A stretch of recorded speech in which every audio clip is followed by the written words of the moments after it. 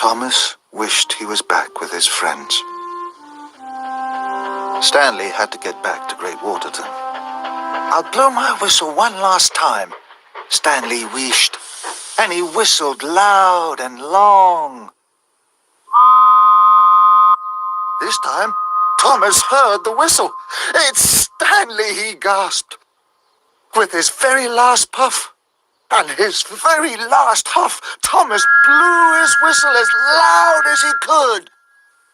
Stanley heard Thomas.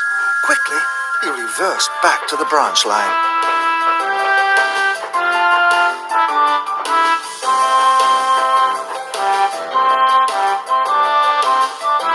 "Thomas," he whistled happily, "is that you?" Thomas had run out of puff. He couldn't whistle again. He could only wait. Then Thomas saw Stanley chuffing around the bend. "Stanley," he cried, "I'm very happy to see you." "Thomas," whistled Stanley, "where have you been? Did you run away?" "No," tooted Thomas sadly. "I was trying to be a really useful engine." Then Thomas told Stanley all about his adventure in the mine. Stanley was amazed. "Stanley," tooted Thomas, "I'm sorry that I was horrible to you.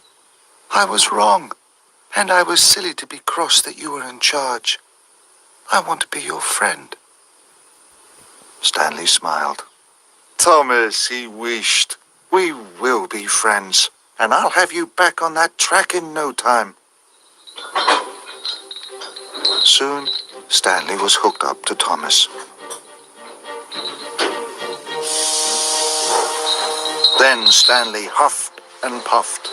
Thomas was very heavy. There was a lot of water in his firebox. Stanley didn't give up. "I can do it," he wished. And with a mighty heave, Stanley pulled his friend back onto the track. "Hooray!" tooted Thomas.